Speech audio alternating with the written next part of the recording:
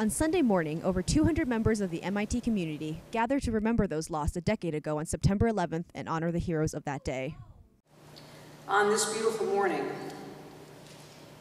very like the morning we had on September 11th, 2001, as the echo of the normal activity of this space accentuates today's unaccustomed stillness, we come together to honor those who lost their lives and those who gave their lives on September 11th, 2001.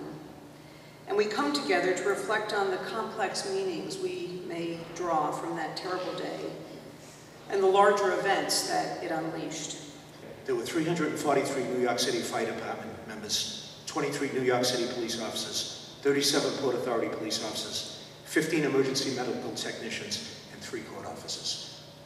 They gave their lives to try to assist and to help others so that they could live and enjoy their lives. You know, I can tell you from experience, and I'm sure it's the same with the fire service, that when you're in a police department or a fire department, you don't think about the fact that you could lose your life. You just don't think about it. The culture does not support that.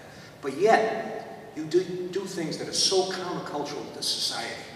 When gunshots go off, you head to the gunshots. You don't run away. When a building's on fire, you make entry into the building while everybody else is leaving. When the rubble is there from a collapsed building, you go into it. You don't stay away from it. And when a building is designated as a secure place to shelter, you don't hunker down, but you go out. That's what they did. And they did it willingly, and they did it selflessly.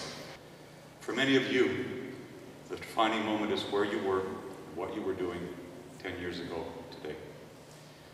This event will stay with you forever. And because of this, it is worth reflecting on how you remember those events, and especially how you use them to shape your attitudes today and in the future.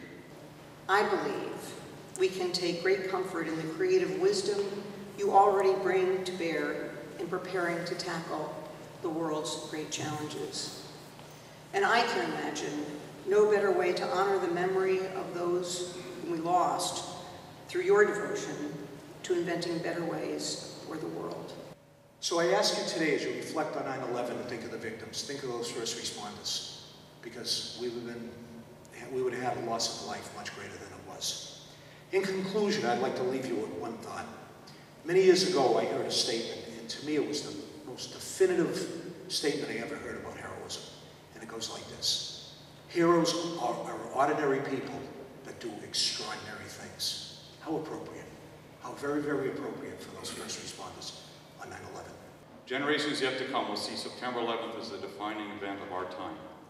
And it is for us to dispel intolerance and ignorance, and to move our community forward in acceptance, civility, and peace. Flip!